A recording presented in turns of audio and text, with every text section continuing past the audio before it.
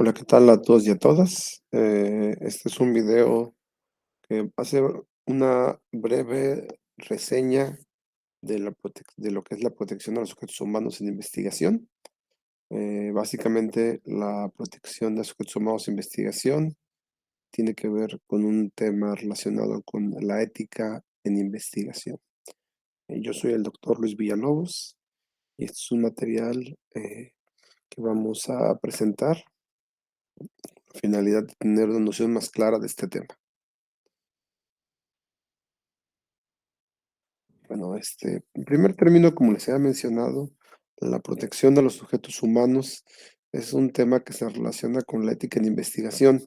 Es un tema muy importante porque sabemos que los principios éticos en general aplican a cualquier profesión. En el caso de los psicólogos tenemos el código ético del psicólogo y bueno, en México tenemos nuestra propia versión del mismo. Sin embargo, cuando nosotros hablamos específicamente de investigación con personas, sabemos que tenemos que considerar algunos principios que van más allá. La protección de los sujetos humanos, y de hecho por eso hacemos una diferenciación entre la pura ética y la protección de los sujetos humanos, hace referencia a aspectos más regulatorios. Esto, cuando hablamos de regulatorios, tiene que ver tanto con aspectos administrativos como aspectos legales. En el caso de aspectos administrativos, obviamente nos referimos a todos los trámites y todas las formalidades que deben de hacer los investigadores relacionadas con un proyecto.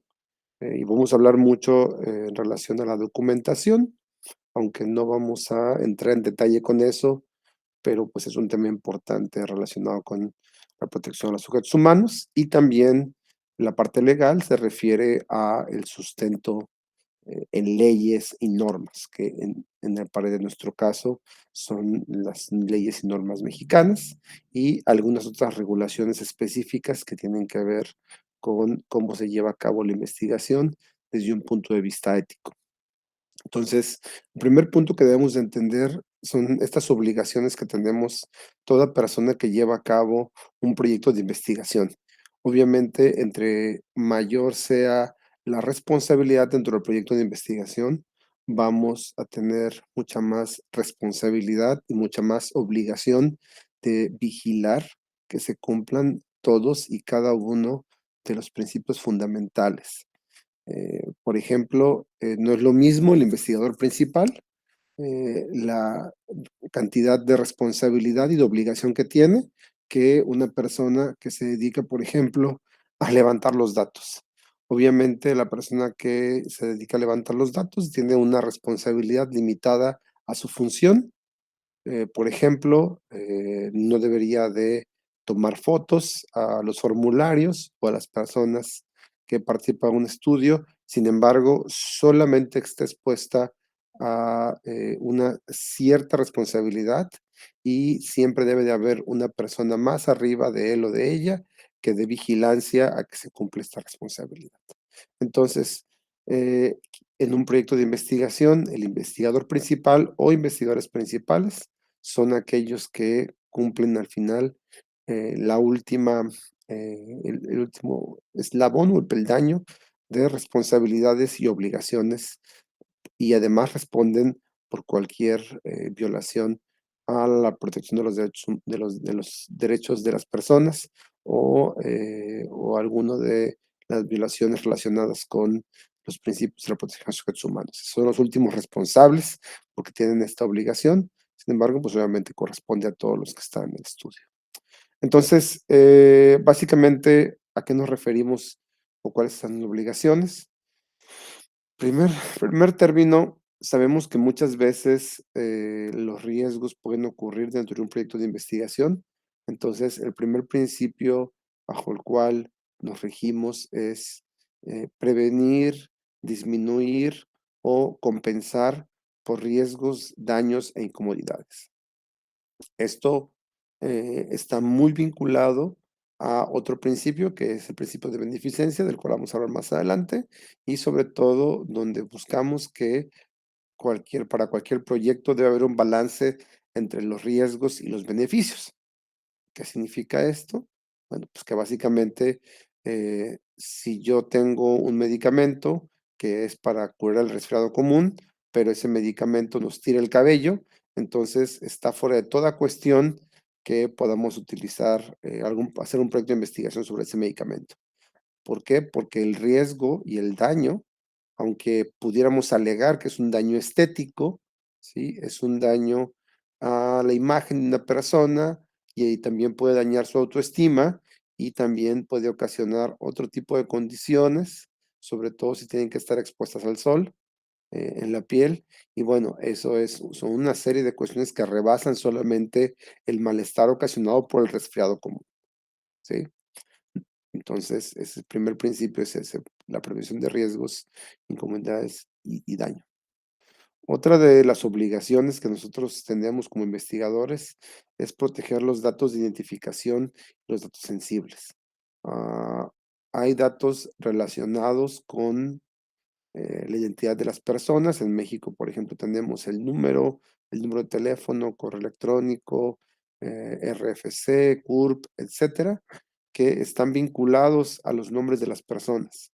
Y por lo tanto, en ocasiones, por algún motivo de investigación, necesitamos pedir esa información, esos números, sobre todo cuando tenemos estudios químicos, estudios donde nosotros vamos a hacer una intervención y bueno, pues tenemos que ver que no haya efectos dañinos a los participantes, ¿no? Entonces, esos son datos importantes que nosotros debemos de proteger y debemos de cuidar. Adicionalmente, los datos sensibles, ¿sí? Son cualquier tipo de información que pueda dañar, ya sea a la persona de manera directa o indirecta. Por ejemplo, recordemos que al principio de la pandemia, ¿sí? Tener COVID era una condición bastante estigmatizada, precisamente porque muchas personas tenían miedo a ser contagiados, ¿no? Entonces, el decir que alguien tenía COVID y decirlo públicamente, entonces podía generar que las demás personas pues tuvieran muestras de rechazo o inclusive algunos ataques de distintos tipos, incluyendo hasta violencia física, ¿no? Eso pasó al principio de la pandemia. En la actualidad ya no lo vemos así, sin embargo, ese fue un dato sensible. Otro dato sensible que es muy común tiene que ver con el estatus serológico para VIH. Si una persona da un resultado positivo o negativo para una prueba de VIH, eso también es algo muy sensible porque es una enfermedad muy estigmatizada. Y otras tantas condiciones que en muchas ocasiones nosotros investigamos, por ejemplo, la vida sexual, por ejemplo, también cuando hablamos de si las personas cometieron algún tipo de delito y en algunos casos, si nosotros también hablamos acerca de situaciones riesgosas en las que se mete la gente en situaciones de salud, ¿no? Entonces, nosotros tenemos la obligación de proteger todo esto. Siempre debemos de buscar, en la medida de las posibilidades, proveer beneficios por la participación. En algunos lugares, o en algunas ocasiones, se puede proveer un beneficio como, que es como resultado de, participar. Por ejemplo, que se les da em, se les da un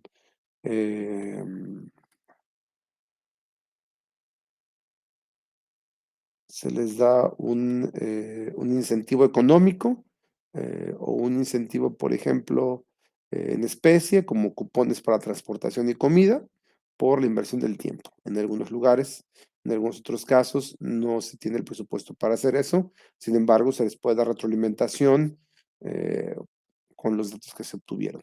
Por ejemplo, si nosotros tenemos información que puede estar ligada a un problema de salud, pues entonces debemos informarles sobre eso y procurar vincularlos a un profesional de la salud lo más cercano posible, o lo más accesible, sobre todo de públicos. Si nosotros, por ejemplo, diéramos algún tipo de medicamento, el beneficio potencial del medicamento sería un beneficio, ¿sí? Sin embargo, la atención a los eventos adversos de ese medicamento, tienen que ver con la prevención de riesgos y daños. informar sobre la utilización de los datos. Nosotros tenemos que decirle a los participantes qué vamos a hacer con esa información. Normalmente utilizamos esa información para fines académicos, ¿sí? Siempre cuidando su identidad. O sea, por ejemplo, yo puedo tener información de los participantes desde que son niños hasta que son adultos, porque hay estudios que han seguido a las personas durante muchos años. Sin embargo, estos datos, cuando se obtienen, se desidentifican y pueden ser utilizados para fines de investigación, como productos de investigación, como artículos o presentaciones en congreso, capítulos de libros, o inclusive en algunas ocasiones se utiliza esa información o esos datos para fines de clases, ¿no? Por ejemplo, en clases de estadística utilizamos bases de datos y esos datos son resultado de información de algunas personas, ¿no? O sea, no, algunos pueden ser datos simulados, sin embargo, muchas veces las bases de datos son de personas reales. Y en general todo esto debe de ser llevado con una actitud de proactividad, lo cual indica que el investigador no debe de esperar a que le pidan que lleve a cabo todo eso. Por ejemplo, no debe de esperar a que los participantes le pregunten, ¿y para qué se va a utilizar esto? ¿No? O sea, imagínense que ustedes son investigadores y de repente llega una llamada de atención o algún procedimiento administrativo porque no informaron a los pacientes, a los participantes para que se iba a utilizar la información y entonces ustedes responden, ¿no? Pues es que yo siempre estuve ahí, pero ellos nunca me preguntaron, ¿sí? Entonces, en realidad, esto es obviamente, es una violación a las obligaciones que tenemos los investigadores desde el punto de vista de la protección de los sujetos humanos, ¿no? Por eso, de manera proactiva, nosotros, aunque no nos pregunten, les decimos para qué es. Y esto es muy importante porque además la implicación de usar la palabra protección, ¿sí? Significa que hay que cuidar a alguien. Significa que sabemos que algo malo puede pasar y que está en nuestras manos poder evitar ese daño, ¿sí? Esa es una. Dos, que además hay alguien responsable de hacer este acto, que es el investigador principal y en cierta manera todo el staff de investigación. Adicionalmente, hay algo que se menciona que implica el uso de la palabra protección, pues sabemos que hay personas que van a estar en desventaja y esas personas con desventaja deben de ser cuidadas bajo condiciones particulares que pues obviamente debe ser responsabilidad del investigador. Lo que les decía, que bueno, pues son una serie de lineamientos profesionales, administrativos y legales que norman la conducta y obviamente tiene que ver con pasar del principio a la acción. Bueno, pues quisiera hacer nada más mencionar algunos eventos de manera general. Por ejemplo, aquí tenemos los juicios de Nuremberg. Los juicios de Nuremberg, lo que tenemos es la Segunda Guerra Mundial. Y entonces sabemos que unos grupos de doctores alemanes fueron enjuiciados por crímenes contra la humanidad por hacer experimentos, sobre todo sin consentimiento, ¿no? Y entonces, y obviamente causaban pues daño o inclusive eran letales y constituían actos inhumanos. Entonces fueron enjuiciados y como resultado se generó un documento, y es un documento muy importante, que se llama el, el Código de Helsinki, o la Declaración de Helsinki. La Declaración de Helsinki es un documento que es muy importante porque es el primer antecedente que dice cuáles son los lineamientos éticos que nosotros debemos de seguir cuando hacemos investigación.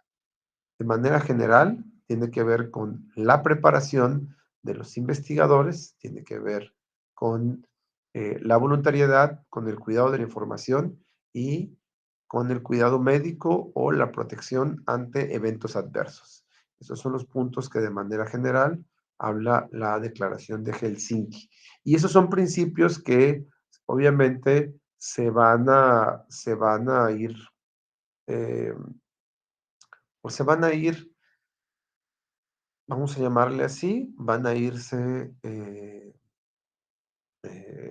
repitiendo a lo largo de toda esta presentación, porque a final de cuentas, lo que ha ido ocurriendo de alguna u otra manera es que han aparecido nuevas formas o nuevas formas de hacer investigación o nuevas formas de comunicarnos que de repente no está tan claro cómo debemos de manejarlas.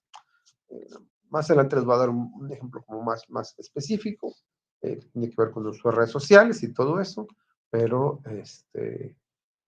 sabemos que hay varios estudios que han hecho, desgraciadamente, a costa del sufrimiento de muchas personas, han resultado en contribuciones. Por ejemplo, el estudio de Tuskegee, que vemos aquí, es un estudio muy interesante y tristemente tardó muchos años en donde tuvieron a personas de una comunidad rural con bajo nivel de ingreso y que además eran afroamericanos y entonces se les mantuvo muchos años con sífilis sin darles tratamiento, aunque ya existe un tratamiento, ¿no? Y además se les mantuvo con engaños. Entonces, bueno, pues obviamente eso es una seria violación. De hecho, en particular, en estos dos casos, vamos más allá de violaciones éticas y hablamos de violaciones a derechos humanos fundamentales, ¿no? Como en el caso de este estudio, pues el derecho a la salud. Posteriormente vemos algunos estudios, por ejemplo, el caso de talidomida, muy interesante que la talidomida es un medicamento para los mareos y, bueno, pues obviamente la FDA, que es la agencia que se encarga de aprobar o no aprobar los medicamentos, no aprobó para su venta a la talidomida. Sin embargo, algunos médicos dieron muestras gratis a las personas, a las mujeres embarazadas, bueno, no a las mujeres embarazadas, a los médicos de mujeres embarazadas, y resultó que tiene un efecto teratogénico. Entonces, durante unos años, como del 60 al 70, varios niños fueron naciendo y se les conoce como los niños de la talidomida, porque tenían malformaciones, sobre todo en extremidades superiores e inferiores, ¿no? O sea, pues el efecto que tenía era que inhibía el crecimiento de las extremidades y pues obviamente eso es una malformación con la que iban a ir creciendo toda su vida. Y finalmente, bueno, lo que sabemos es del estudio Milgram, y el estudio Milgram donde utilizaron engaños para llevar a una persona a que participara en un estudio y donde supuestamente daba choques eléctricos, ¿no? Pero bueno, obviamente se les engañaba a los participantes y ellos tenían la idea de que de que estaban haciendo daño a alguien, ¿no? Entonces, pues obviamente el estrés que causa y el malestar que causa, pues eso es un tema que no debe de ser, pues, debe de ser soslayado, ¿no? No debe de ser subestimado en cierta manera, porque la idea es que más allá de que a lo mejor pudiéramos inclusive alegar que pues ese estrés y ese malestar por causarle daño al otro era temporal, ¿sí? Se hizo con engaños. Entonces, eh, ese es un punto muy importante. Bueno, pues obviamente aquí tenemos otros estudios donde se les dieron radiación, se les dieron radiación a personas que estaban en cárceles, personas con retraso mental, que se les dio el virus de la hepatitis, pacientes que tenían, que estaban seniles, que les inyectaron células cancerígenas, luego a varios artículos que se publicaron sin que se hubiera dado el consentimiento o el conocimiento o la aprobación, ¿no? Entonces, obviamente lo que sabemos es que ocurrieron en estas épocas muchos eventos muy importantes que, pues obviamente, pues debían de, quizás no debieron de haber ocurrido, y pues obviamente iban en detrimento de la calidad de vida y de las condiciones de las personas, de alguna u otra forma, y nos hicieron aprender cómo debemos de normar nuestra conducta como investigadores, ¿no? Ok, entonces, hay 3 principios éticos fundamentales en los cuales descansa la protección de los sujetos humanos. Son el respeto, la justicia y la beneficencia. Y el respeto, obviamente, hablamos del respeto fundamental, que es el respeto a la vida, el respeto a la integridad de las personas. En ese sentido, hablamos de evitar el mayor daño, evitar hacer daño, ¿no? Pero también tenemos el respeto a las condiciones de los demás, el respeto a sus creencias, el respeto a sus formas de pensar y el respeto a su libertad para decidir si participan o no. Entonces, son 2 formas de respeto que debemos de considerar y sobre los cuales descansa todo lo que es protección a sujetos humanos. En la justicia hacemos referencia precisamente a que cada persona debe de recibir lo que le corresponde sin que tengamos preferencia por algún grupo especial, ya sea un grupo racial, ya sea un grupo por una situación económica o por alguna otra condición que es ajena al estudio. Obviamente, si yo estoy haciendo un estudio con personas con depresión, pues no voy a incluir a alguien que no tenga depresión. Eso no tiene que ver con justicia, eso tiene que ver con que el estudio está diseñado para beneficiar a personas con una cierta condición de salud y cualquier tratamiento que se le dé a quien no las tenga, pues es incierto si le va a beneficiar, ¿no? No, entonces la pondríamos en riesgo, ¿sí? Pero, por ejemplo, vamos a suponer si yo tengo un estudio donde yo voy a elegir a las personas, eh, yo las voy a asignar a tratamientos, ¿sí? Unas voy a asignar un tratamiento inmediato y otras voy a asignar a un tratamiento, pues, en lista de espera, ¿no? Entonces, si yo elijo el tratamiento inmediato intencionalmente a cierto grupo de personas, quiere decir que, pues, obviamente estoy incumpliendo en esto.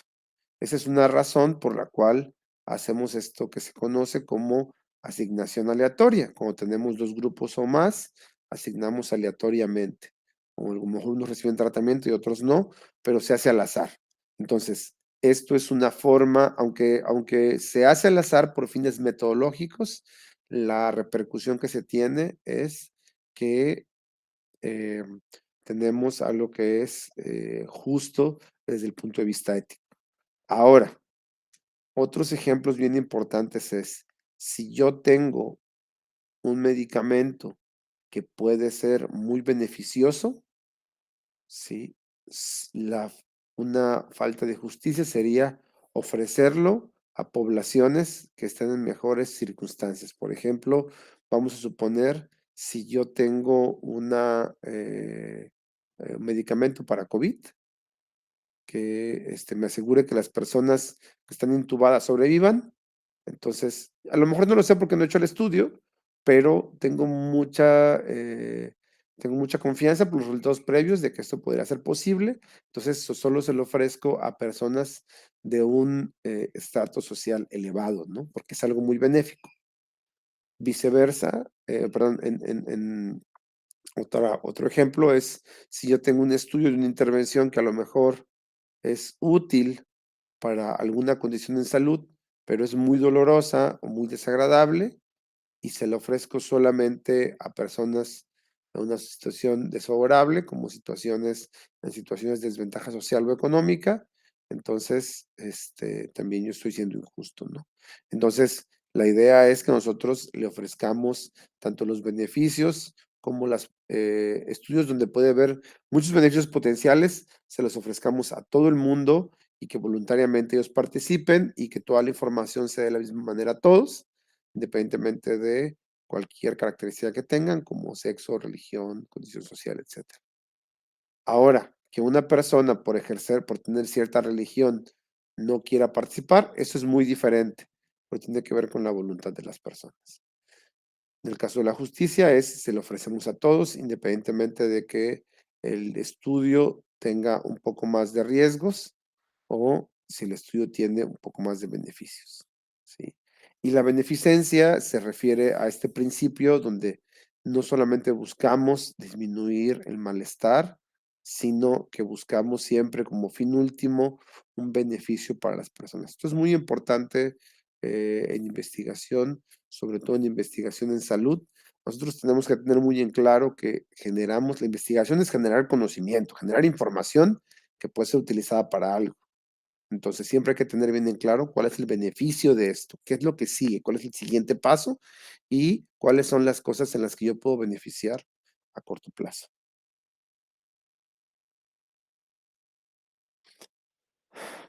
Bueno, pues obviamente era lo que les había dicho, son principios muy importantes, el respeto, toda persona debe tratarse como un agente autónomo, lo cual implica que las personas con autonomía disminuida deben ser protegidas. ¿Quiénes tienen autonomía disminuida? Por ejemplo, personas que tienen una capacidad limitada, como personas con retraso mental, personas con deterioro cognitivo, personas con demencia y niños, ¿sí? Eso es por un lado, las que por sus características inherentes tienen autonomía disminuida.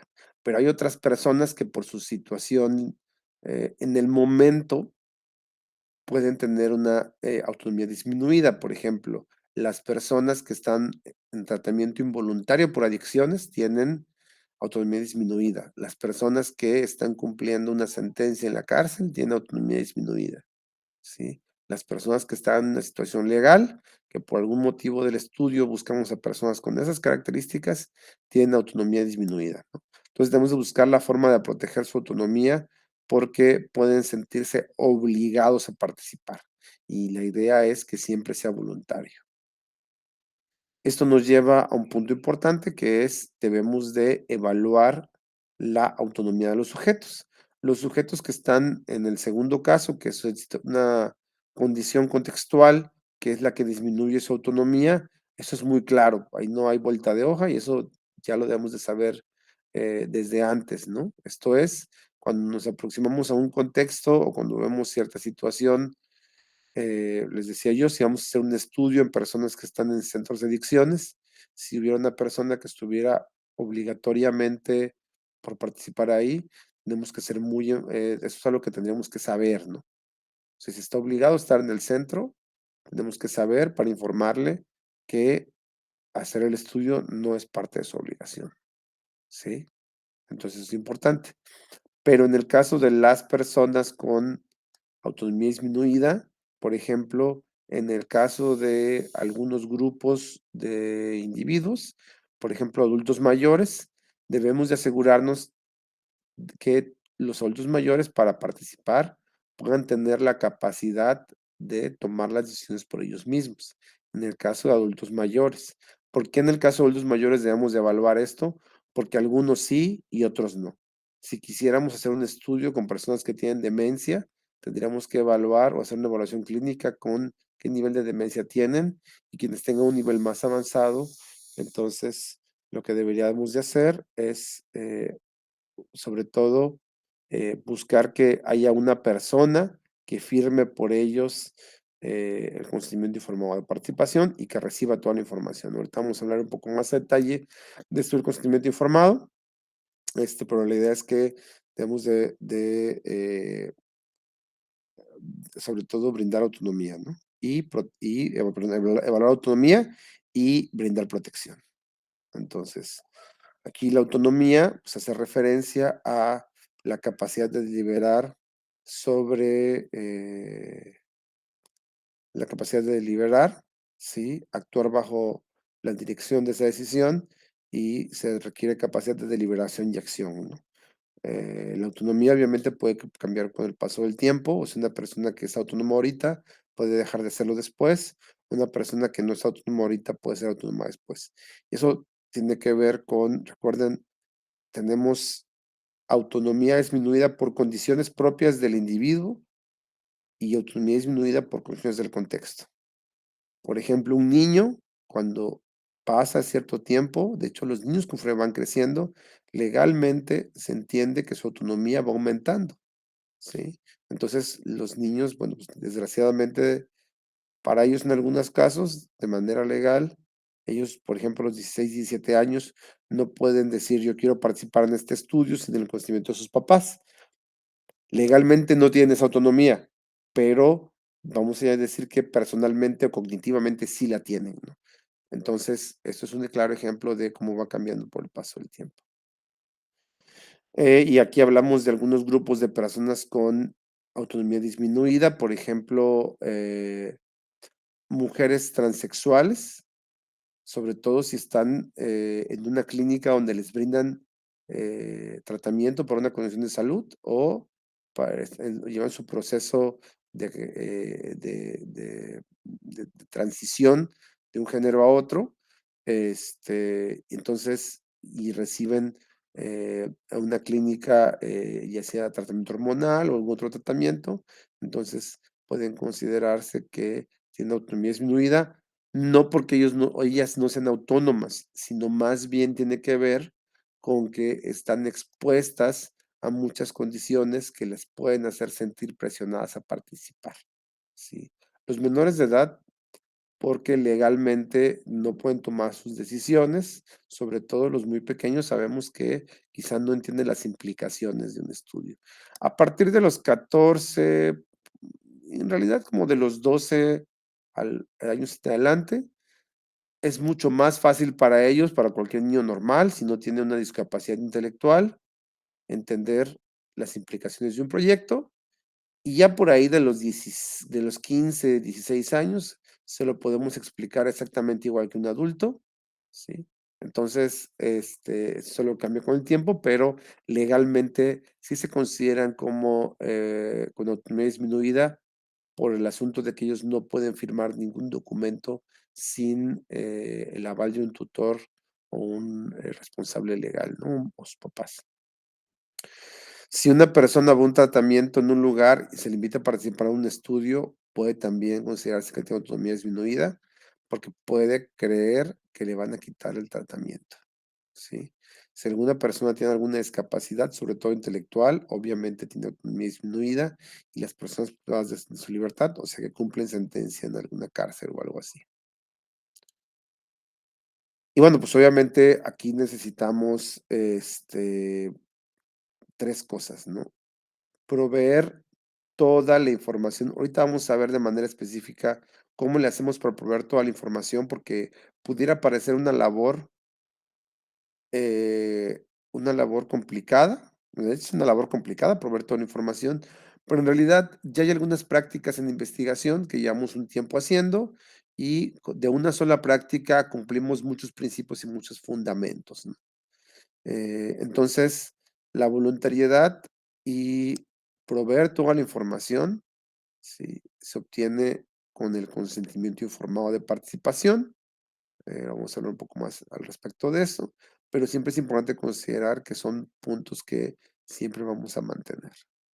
Y obviamente hay que evitar la coerción sutil, que en algunas ocasiones suele presentarse con buenas intenciones, ¿no? Me ha tocado en algunos centros de adicciones que a los pacientes de los centros los invitan a participar. Los responsables de los centros saben que venimos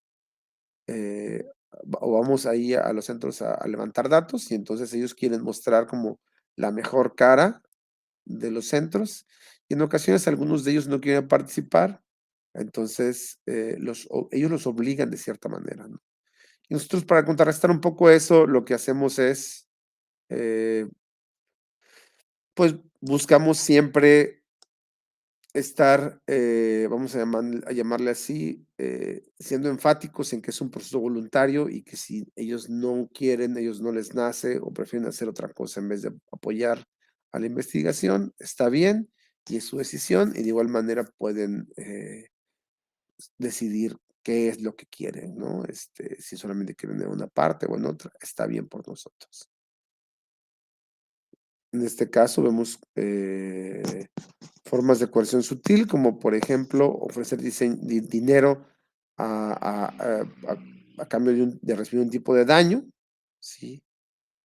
Daño que no tiene nada que ver un evento adverso de un medicamento, ¿sí? O sea, se va a hacer alguna cosa que es algún tipo de daño, ¿no? Dice, ofrecer un tratamiento solo bajo la participación de investigación, ¿sí? Usted va a recibir este tratamiento solo si decide como que se le tomen estas imágenes, ¿no? Del cerebro.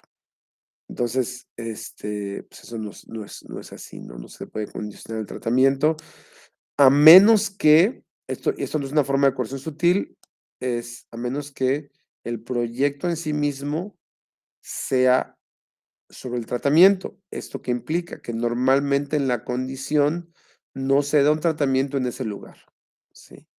No es una práctica usual. Entonces, eso más bien ocurre cuando es una práctica usual. O dar beneficios especiales que exceden la compensación de la inversión personal. O sea, si damos mucho dinero o privilegios extras por participar en un estudio. Sí. Entonces, vamos a hablar de cómo se aplica de 4 formas la protección de los sujetos humanos de investigación. Eso es muy simple y sencillo. Son 4 formas concretas.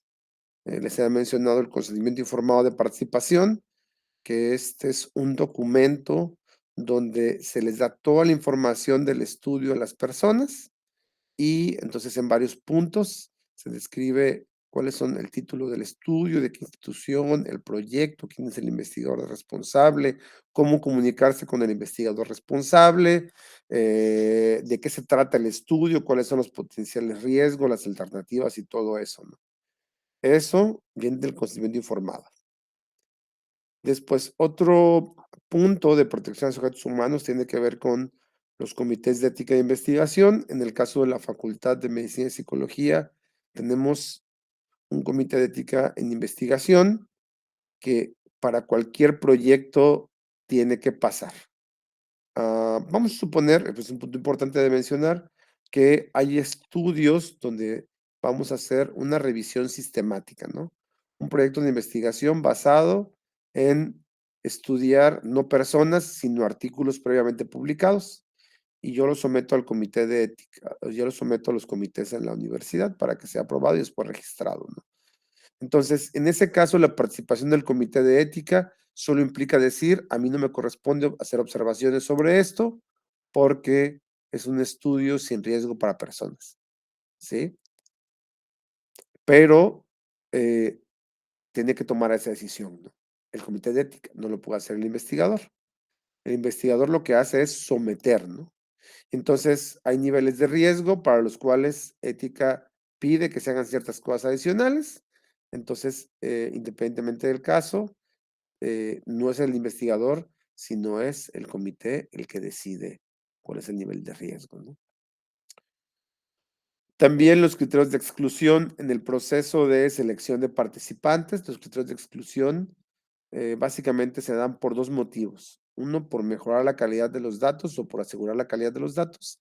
Y el otro es por, asegurar también que, que las personas que estén en el proyecto no sean dañadas por algunos riesgos que a lo mejor no son inciertos. Por ejemplo, eh, muchos estudios con medicamentos no incluyen a mujeres embarazadas. Sí, esto es un ejemplo muy claro de cómo los criterios de exclusión aplican en algunos proyectos. Por ejemplo, si tuviéramos un medicamento nuevo para la depresión y se prueba su eficacia, no se permite que participen mujeres embarazadas por 2 motivos. Una, requieren un monitoreo especial y 2, porque puede afectar, ¿sí?, a el producto, ¿no? Puede afectar al bebé y traer algunas secuelas o malformaciones que en ocasiones no se conocen hasta que nace o hasta mucho tiempo después, en el caso de algunos daños cognitivos o neurológicos, ¿no? Entonces no se ve hasta quizá algunos meses o años después. Entonces, pues obviamente esto es un riesgo que nadie quiere tomar, por lo cual esos medicamentos no se prueban en mujeres embarazadas, ¿no? Hay estudios donde se prueban tratamientos para mujeres embarazadas, esto sí es cierto, pero tienen cuidados especiales, ¿no? Son medicamentos que ya tienen eficacia probada y se debe de probar su seguridad en mujeres embarazadas. Entonces, va, tiene otra vía, sí, pero este es un ejemplo de cómo excluimos a mujeres embarazadas en algunos estudios para evitar cualquier riesgo. Y hay una cosa que es el monitoreo de seguridad que tiene que ver con precisamente monitorear los eventos adversos, ¿no? O sea, por ejemplo, es un monitoreo sistemático y que se da de manera proactiva, donde cada visita que llega un participante, cada vez que llega un participante a un estudio, entonces, se le preguntan cosas específicas de malestares, ¿no? No se le pregunta, ¿tuviste alguna molestia? Sino se le preguntan cosas específicas de malestares, riesgos o incomodidades que debemos de saber que tienen que estar asociados, ¿no? Entonces, un punto muy importante que quizá no se menciona aquí, pero que es bastante evidente en este momento es que muchos de los riesgos potenciales, el investigador los debe de saber y eso es un punto muy importante, eso es un principio ético fundamental. Un investigador que participa como investigador responsable de un estudio debe de tener el conocimiento, la formación y la experiencia para manejar ese tipo de estudio. Ok, vamos a hablar acerca de ¿cuáles son las 9 funciones? En realidad, algunas de estas 9 funciones tocan otros temas que ya hemos revisado, en las diapositivas pasadas, pero, esto es solamente para ser mucho más específicos. Eh, Primer punto, hay que minimizar los riesgos de investigación, y no solamente son el riesgo a los individuos, sino también a los grupos y a las comunidades. Hay un documento que se llama memorándum de entendimiento, que se debe de firmar, por ejemplo, si uno va a hacer una investigación en una escuela, es un documento que se tiene que firmar con las autoridades de la escuela, sobre todo donde hay entendimiento del papel que ellas tienen en el proyecto y además entendimiento de cómo se van a manejar algunos casos de algunas dificultades, ¿no? Obviamente se tiene que discutir con todos los grupos y los individuos los riesgos. Por ejemplo, si tenemos un estudio de prevención de suicidio, sí tenemos que decir que la forma en la que se van a manejar los casos de riesgo de suicidio, vamos a suponer que hicimos este estudio en escuelas, entonces se maneja con los papás y con los adolescentes, si son escuelas secundarias, vamos a ponerle así, pero también se habla con todos los directivos y con un representante de la comunidad, esto es de los padres de familia, porque aunque participe o no participe su hijo, tienen que estar enterados todos, ¿no? De que se está haciendo eso y en dado caso, qué es lo que se va a hacer. En este caso particular, sabemos que la intervención o las intervenciones de prevención de suicidio no son riesgosas, ¿sí? Porque lo que se va a identificar son casos que de todas maneras van a ocurrir, no van a provocar casos nuevos, solamente van a hacer que las personas se enteren cuando haya un caso, ¿no? De riesgo. Entonces, es un punto muy importante. Aún así, el malestar y la incertidumbre que causa ver un evento que se creyó que no estaba pasando, también se debe de atender con información y explicando cómo se va a trabajar. Esto tiene que ver con el memorándum de entendimiento, ¿sí? Y en algunos casos, esto tiene que ver mucho con planes de seguridad para el staff o para los participantes. Que significa que el plan de seguridad dice qué es lo que se va a hacer. El plan de seguridad y el memorándum de entendimiento como documentos no son obligatorios, pero sí son un estándar. ¿Qué significa que son un estándar? Que si queremos asegurar que estamos llevando a cabo investigación con el nivel más alto de apego a las normas de protección de los sujetos humanos y por lo tanto las normas éticas, esto es un tema muy importante, ¿no? Eh, Eso tiene que ver con qué tan éticos estamos siendo, ¿no? Entonces, memorándum de entendimiento y plan de seguridad son 2 estándares, aunque no son reglas obligatorias. Y bueno, pues, esto tiene que ver con más detalles que no vamos a discutir ahorita mismo. Y, por ejemplo, aquí nada más les muestro un diagrama de flujo, es un diagrama de flujo del manejo de pacientes en urgencias, pero en realidad es solamente para ejemplificar un diagrama de flujo de cómo es este plan de seguridad, ¿no? Se menciona responsables, se menciona a quién le corresponde hacer qué y cuál es el manejo que se le da y cómo se toman las decisiones. Es muy importante porque si no tenemos claro quién le va a corresponder qué en un estudio, entonces vamos a entrar en problemas y estamos hablando de la seguridad de las personas. Hay un balance entre riesgo y beneficio. Bueno, pues esto ya lo hablamos de manera importante, nada más lo recalco. Siempre hacemos un balance riesgo y beneficio. La elección de los participantes es justa, ya mencionamos también eso. Es otra función de participantes de la protección de los derechos humanos, ¿sí? Y debe de ser compatible esto con los criterios de elegibilidad que tenemos, ¿no? Con a quiénes vamos a seleccionar. Esto obviamente ya lo mencionamos hasta el cansancio, información y voluntariedad, ¿sí? Ese es el cuarto principio. Siempre es muy importante que sea voluntario en todo momento, ¿no? Y monitoreo de la seguridad. Esto es solo cuando es necesario. ¿Qué significa? Cuando yo doy tratamiento y voy dando un seguimiento, tengo que hacer monitoreo. Si yo aplico una encuesta, no es necesario que yo haga monitoreo. ¿Por qué? Porque eso me va a dar una respuesta a la persona y con eso va a acabar su participación. Pero si entonces la persona no acaba su participación y yo la sigo a lo largo del tiempo, entonces debe haber monitoreo. Entre más complejo, entre más riesgos tenga el estudio, riesgos que ya sabemos, debemos de tener un monitoreo más intenso. En algunos casos, hay algunos estudios cuando hay riesgo potencial muy elevado, solamente se aplican los tratamientos en pacientes que están en hospitales, ¿sí? Es un punto muy importante. Y, pues, obviamente, debemos de hacer monitoreo también en intervenciones psicosociales. eh, no hay que dejarlo nada más a este asunto de que pensemos que tienen riesgos mínimos, ¿no? Siempre hay que hacer un monitoreo, porque en ocasiones subestimamos los potenciales riesgos, ¿no? Los riesgos que pueden ocurrir. Obviamente se debe de proteger la privacidad y confidencialidad de los datos. Cuando hablamos de privacidad, hablamos de muchas cosas. Sobre todo, es importante siempre tener en claro que debe haber políticas de datos y siempre debemos de tener en claro que que generamos la información que se genera es resultado, es propiedad de las personas, ¿no? Solo nos la prestan para que nosotros las usemos para fines de investigación. Entonces, siempre debemos de tener planes de cómo vamos a hacer para que nosotros manejemos todo con estricta confidencialidad y sin que se ventile quién es quién, ¿no? Los conflictos de interés son transparentes. Este es un punto muy importante porque muchos investigadores saben, y eso es algo de ética también, ¿no? Que a lo mejor nosotros o ustedes como estudiantes no se van a encontrar. Yo en mi caso particular, no me ha tocado tener un conflicto de interés.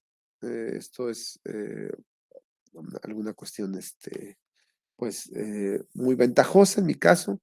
Pero, por ejemplo, algunas personas que trabajan con medicamentos o con dispositivos médicos, en ocasiones lo hacen por encargo de las empresas que lo fabrican o ellos mismos son el fabricante, ¿no? Entonces, eh, otro ejemplo es, un autor relativamente famoso en temas de estadística, que desarrolló un paquete estadístico. Entonces, él es investigador, pero también tiene su empresa que vende el paquete estadístico. Obviamente, cuando él participa en algún estudio, él usa su paquete estadístico, ¿no? Bueno, pues tiene sentido, ¿no? Es de su propiedad, pues, si lo vende para que otros lo usen, ¿por qué no lo usaría? Sin embargo, el uso implícito de su paquete también hace referencia como a cierta grado de publicidad sobre lo que puede hacer el programa, ¿no? Entonces, ese es un conflicto de interés que el autor tiene, ¿no? Entonces, obviamente, los conflictos de interés pueden variar y es muy importante que los conflictos de interés siempre se declaren, ¿no? Entonces, eso incluye financiamientos en moneda o especie. Y, por ejemplo, en Estados Unidos había una política que era, creo que hasta $150 o algo así. Si les daban hasta $150 en especie o algún otro o económico inclusive, por ejemplo, si les pagaban un curso o algún congreso o algo así, y el valor total de lo que recibían era menor a $150, entonces no era necesario declararlo, ¿no? Eso es es algo que no existe en México, es una regulación que existe en Estados Unidos, en México no hay una cantidad fija, pero normalmente esto aplica sobre todo a industria farmacéutica, industria de dispositivos médicos, ¿no? Entonces los psicólogos solemos estar relativamente lejos de eso, pero bueno, es importante tenerlo muy bien claro porque es un estándar ético. Y bueno, pues obviamente eso es resultado de que todos necesitamos un beneficio de hacer esto de la investigación, ¿no? Los investigadores necesitamos publicar más para mejorar nuestra posición como investigadores. La industria farmacéutica quiere tener más dinero. Los políticos quieren ganar campañas y, bueno, pues obviamente los estudiantes quieren tener grados académicos, ¿no? Entonces, todos tenemos intereses, sin embargo, debe de haber cierta regulación y debe haber cierta transparencia sobre lo que hacemos para evitar malos entendidos, ¿no? Recibir beneficios de alguien no necesariamente disminuye la calidad de la investigación, pero tenemos que estar sometidos a ciertas regulaciones que permitan transparentar que solamente fue utilizado ese recurso para hacer investigación. Por ejemplo, esto pasa mucho y es una discusión mucho en la industria tabacalera, ¿no? La industria tabacalera durante muchos años metió mano para falsear información con respecto a información de qué tan dañino era el tabaco. Entonces le pagó a algunos investigadores y ellos inescrupulosamente, este, pues aceptaron, ¿no? Aceptaron, con tal de seguir obteniendo financiamiento, aceptaron, pues hacer información, inventar datos, ¿no? Cucharear los datos, como quien dice, ¿no? Y decir que el cigarro no es tan malo. Después de que se descubrió mucho de eso, pues obviamente, una de las pasos más fuertes que se dio es que muchas de las revistas de adicciones no aceptan artículos de estudios que tengan financiamiento de la industria tabacalera.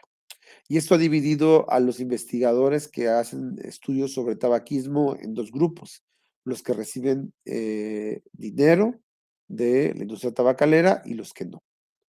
Entonces, recientemente ha estado la pugna donde dicen aquellos que reciben dinero de la industria tabacalera, oye, pues es que yo quiero recibir dinero, más bien yo quiero dinero para hacer investigación. En realidad el problema no es de dónde venga el dinero, el problema es la integridad del investigador, ¿no? Entonces, si mi trabajo está bajo escrutinio, pues, pues sí, ¿no? Evalúen mi trabajo, ¿no? Evalúen lo que yo hago, evalúen mis proyectos de investigación, evalúen mis datos si quieren, ¿no? Pero no bloqueen mis posibilidades de participar en estas publicaciones solo porque ustedes creen algo que no están comprobando, ¿no?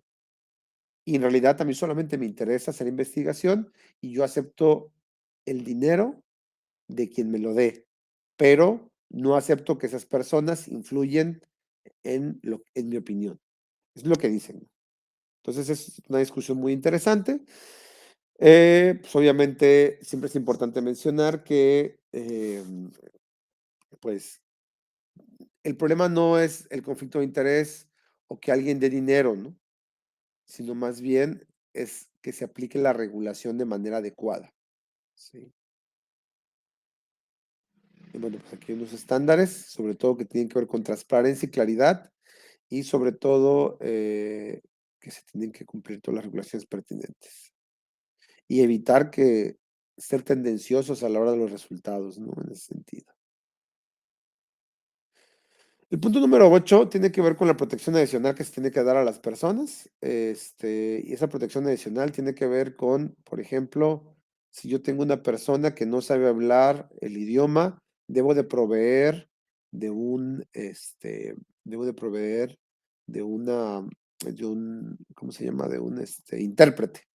Debe ser un intérprete, yo tengo que proveer al intérprete, y el intérprete debe estar calificado para decirle la información, traducírsela a su idioma, o yo tengo que generar documentos en ese idioma, ¿no? Esa es una forma de protección. Otra forma de protección es excluir a los participantes que yo no sabría cómo proteger, como el caso de las mujeres embarazadas.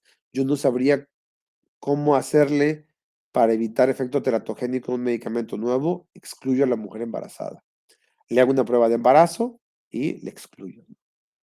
Entonces, obviamente, se requiere que hay personas asociadas en la comunidad para representar sus intereses y que, pues, obviamente también nos apoyen a ese tipo de cosas. Y, pues, obviamente, lo que decíamos en este tercer punto es, los investigadores estamos obligados a conocer de manera muy profunda cuáles son los posibles riesgos de la investigación que estamos haciendo. Es parte de lo que se debe de conocer, ¿no? Si no conocemos esto, o estamos siendo poco profesionales y poco éticos, ¿no? Punto muy importante, toda persona requiere tener un entrenamiento en protección de sujetos humanos. Todo el personal, desde la persona que solo levanta la muestra hasta el investigador principal. Entonces, tienen que ver con cursos y formación específica. Obviamente, algunos toman cursos, solamente son generales, y los investigadores tienen que tomar cursos mucho más complejos, ¿no? La experiencia previa no suplanta los cursos y las certificaciones, ¿no? Entonces, es un punto muy importante y dependiendo de lo que vayan a hacer, requieren cursos específicos. Si se manejan muestras biológicas, se requieren ciertos cursos, trabajo con animales, que no es el tema de esta plática, pero es un ejemplo. El manejo con animales requiere cierta formación. Manejo, por ejemplo, con personas que están en tercera edad, requiere tener una formación adicional, etcétera, ¿no? Y la fundamentación legal, esto es solamente de manera general, la Ley General de Salud norma todo esto, y de ahí salen las normas oficiales mexicanas 012 y 004, que tienen que ver una con los criterios para ejecución de proyectos de investigación y a 004 con norma de expediente clínico, que es donde viene el consentimiento informado, ¿no? Y la Ley Federal para Protección, estas dos leyes que son de protección de datos personales es para instancias privadas y tercero, la de sujetos obligados es para instancias públicas como la universidad. Nosotros en la universidad entramos dentro de esa ley y bueno, pues necesitamos algunos, cumplir con ciertos requisitos relacionados con la protección de los datos. Perdón, la 012 es la que tiene los datos del consentimiento, no era la 04, es la 012. Y bueno, pues son los datos que se me han mencionado. Y aquí están estos requisitos del consentimiento, el título del proyecto, objetivo del proyecto, procedimientos que se involucrará al participante, riesgos, daños, molestias, incomodidades, beneficios directos de participación. Tiene que decir claramente que la participación es voluntaria, nombre y datos del investigador principal o responsable del estudio, compromiso de confidencialidad, o sea, decimos ahí textualmente que debemos de comprometernos a que hacerlo de manera confidencial y un espacio para firma autógrafa del participante y de la firma autógrafa de la persona que obtenga el consentimiento, ¿sí? Además de testigos, en algunos casos es necesario, en otros casos no pudiera no ser así. Nombre de contacto del investigador principal. Y bueno, pues esto, perdón, es que esta diapositiva le iba a partir porque era mucha información, pero ya no la partí. Bueno, eh, hasta aquí vamos a quedarnos con esta, eh, esta breve idea. Más adelante vamos a revisar algunas cosas muy específicas de, sobre todo el reporte de protección a sujetos humanos en investigación.